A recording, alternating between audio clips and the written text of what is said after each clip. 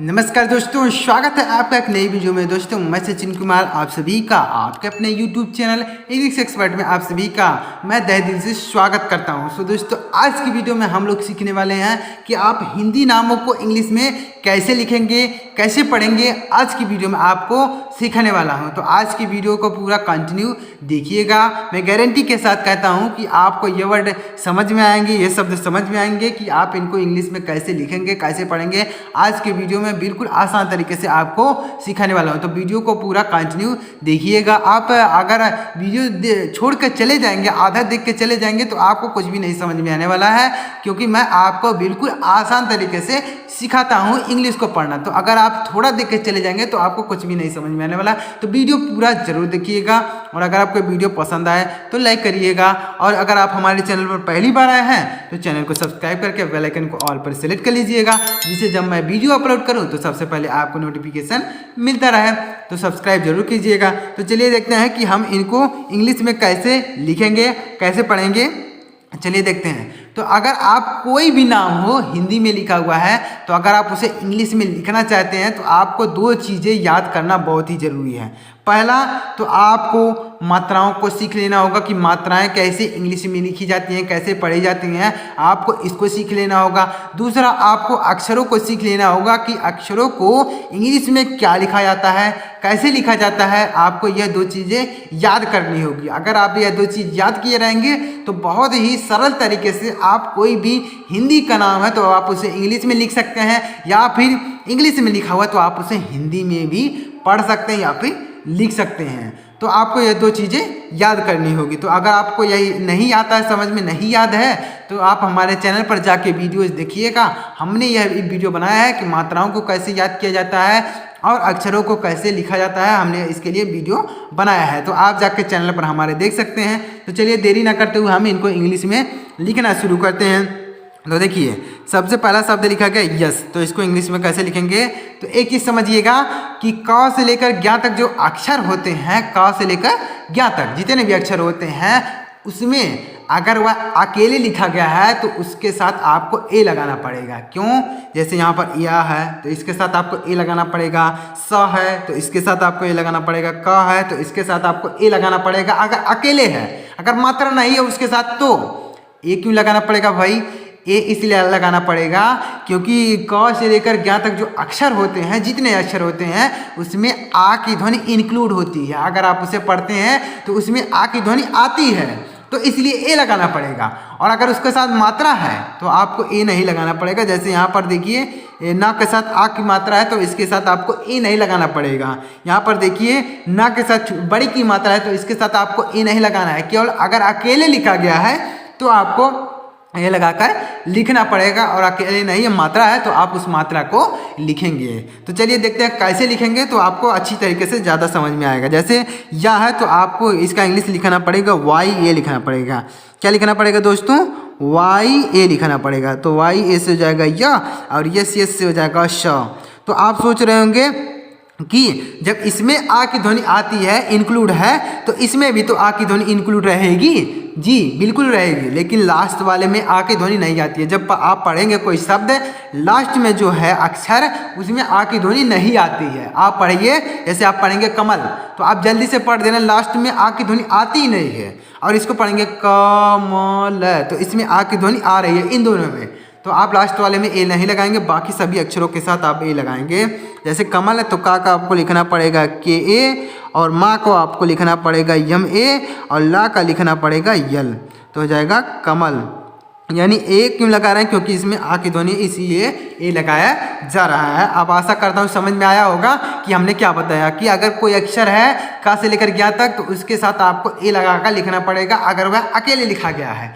और अगर उसके साथ मात्रा है तो आप ए नहीं लगाएंगे, उस मात्रा को लिखेंगे जो मात्रा लगी रहेगी। जैसे रा का इंग्लिश आपको आर लिखना पड़ेगा, ना कि आर ए लिखना पड़ेगा। रा का इंग्लिश लिखेंगे आर, उसके बाद यहाँ पर आ की मात्रा के लिए आप ए लगाएंगे, ना कि यहाँ पर आ की ध्वनि के लिए लगाएंगे। आ की ध्वनि के लिए नहीं लगा रहे हैं क्योंकि यहाँ पर मात्रा लगी है, तो मात्रा के लिए ए लिखेंगे। उसके बाद माँ का हो जाएगा यम, और ना का हो जाएगा यानी ए, और गा का हो जाएगा जी ए, और रै का हो जाएगा आर तो हो जाएगा रामनगर। इस तरीके से पढ़ेंगे रामनगर। यानी रा का होगा आर, आ की मात्रा के लिए ए, मा का हो जाएगा यम, ना का हो जाएगा यन ए, गा का हो जाएगा जी ए और रा का हो जाएगा आर तो हो जाएगा रामनगर। इस तरीके से लिखेंगे। नागमणि तो ना का हो जाएगा यन, आ की मात्रा के लिए ए लिख देंगे, गा का हो जाएगा जी और मा का हो जाएगा यम ए और ना का हो जाएगा अड़ा का हो जाएगा यन और यहाँ छोटी की मात्रा के लिए आई लिख देंगे तो हो जाएगा नागमणि। इसको पढ़ेंगे नागमणि। तो आशा करता हूँ दोस्तों आपको यह चीज़ समझ में आ रही होगी कि कैसे आप हिंदी नामों को इंग्लिश में लिखेंगे, कैसे पढ़ेंगे, आपको समझ में आ रहा होगा। तो अगर आपको समझ में आ रहा है तो वीडियो को लाइक जरूर कीजिएगा। देखिए गया तो जी से होगा, जी ए से हो जाएगा ग और वाई ए से हो जाएगा य। वाई ए से य क्यों, य के यहाँ पर य के लिए वाई लिखेंगे, आ की मात्रा के लिए ए का प्रयोग कर दिए। उसके बाद है कमला तो के ए से हो जाएगा क, यम ए से हो जाएगा म और यल से हो जाएगा ल और ए से हो जाएगा आ की मात्रा तो हो जाएगा कमला। पापा तो पी से हो जाएगा प और ए से होगा आ की मात्रा, पी से फिर हो जाएगा प और ए से फिर हो जाएगा आ की मात्रा तो हो जाएगा पापा। इस तरीके से लिखेंगे। राजधानी तो रा का हो जाएगा आर, आ की मात्रा के लिए ए लिख देंगे, जा का हो जाएगा जे और धा का हो जाएगा डी एच और आ की मात्रा के लिए ए लिख देंगे और ना का हो जाएगा यन और आई के लिए बड़ी की मात्रा लिखेंगे तो हो जाएगा राजधानी।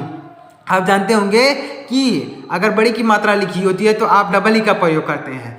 तो यह तो सही है कि अगर बड़ी की मात्रा कहीं लिखी होती है तो आप डबल ई का प्रयोग करेंगे, लेकिन आप उस साउंड के हिसाब से प्रयोग करेंगे। साउंड का मतलब क्या है कि अगर आप वह साउंड जो पढ़ रहे हैं वह अगर खींच कर पढ़ रहे हैं, जैसे आप पढ़ रहे हैं दीपावली, दीपावली तो मतलब आप थोड़ा सा सांस भर के बोल रहे हैं तो आप वहाँ पर डबल ई का प्रयोग करेंगे।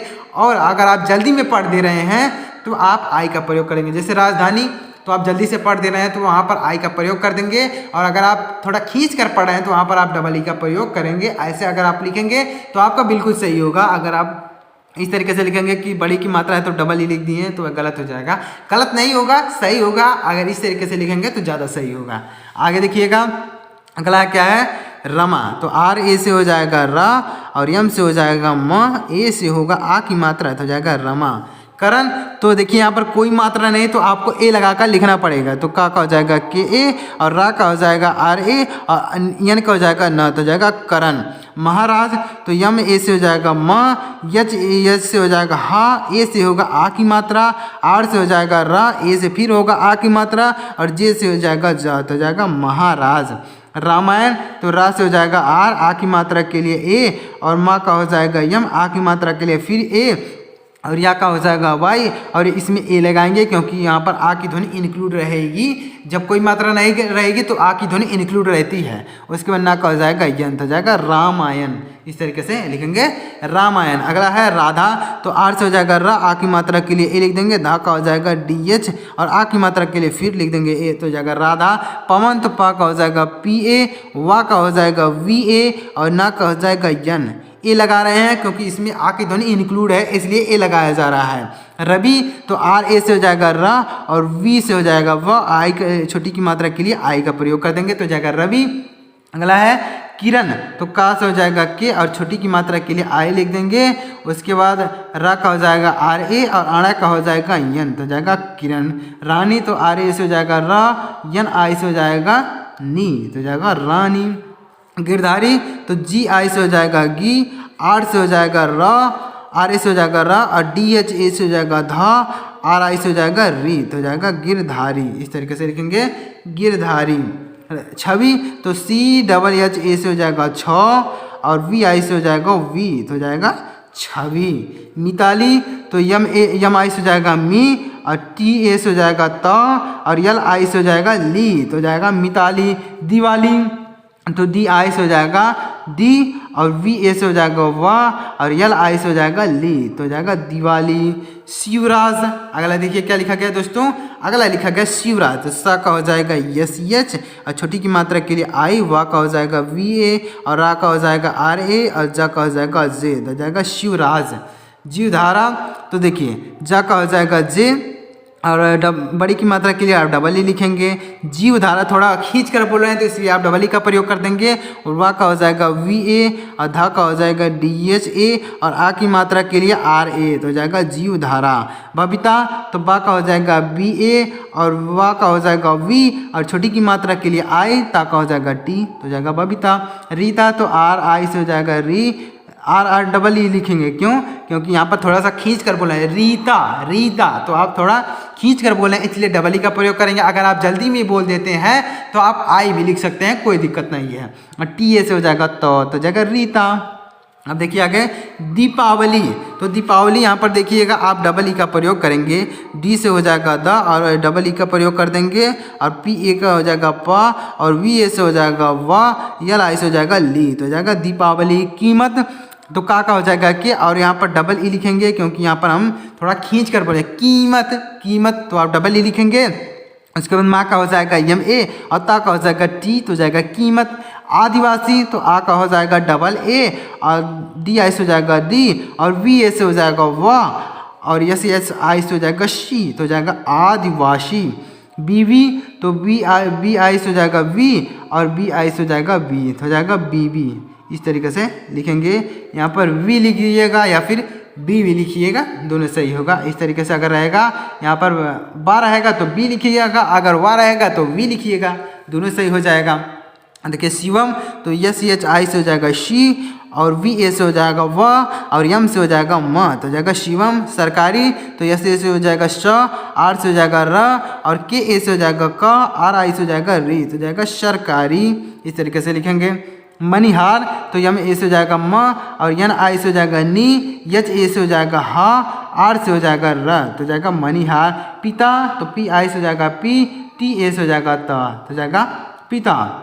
तो इस तरीके से दोस्तों देखा आपने बहुत सारे शब्दों की इंग्लिश हमने आपको लिख के बताई। तो अगर आपको समझ में आया हो तो वीडियो को एक लाइक जरूर कीजिएगा। और दोस्तों अगर इसी तरीके से आप धीरे धीरे प्रैक्टिस करते रहेंगे, धीरे धीरे सीखते रहेंगे इंग्लिश को, और धीरे धीरे समझते रहेंगे, तो आपको इंग्लिश समझ में आने लगेगी। एकदम से कोई भी चीज़ आपको नहीं समझ में आता है। अगर आप कोई काम करना चाहते हैं तो भी वह आपको एकदम से नहीं समझ में आने वाला है। तो अगर आप इंग्लिश सीखना चाहते हैं तो आप हमारे साथ बने रहिए, आपको 100% इंग्लिश समझ में आने लगेगी। धीरे धीरे करते हुए आपको सारी चीज़ें क्लियर होती जाएंगी और आपको इंग्लिश समझ में आने लगेगी। तो अगर आप इंग्लिश सीखना चाहते हैं तो आप हमारे चैनल को सब्सक्राइब करके बेल आइकन को ऑल पर सेट कर लीजिए, जिससे जब मैं वीडियो अपलोड करूं तो सबसे पहले आपको नोटिफिकेशन मिलता जाए। और वीडियो आप डेली देखा कीजिए, जिससे आपको कुछ ना कुछ सीखने को मिले। तो चलिए मिलते हैं अगली वीडियो में, तब तक के लिए जय हिंद दोस्तों, वंदे मातरम।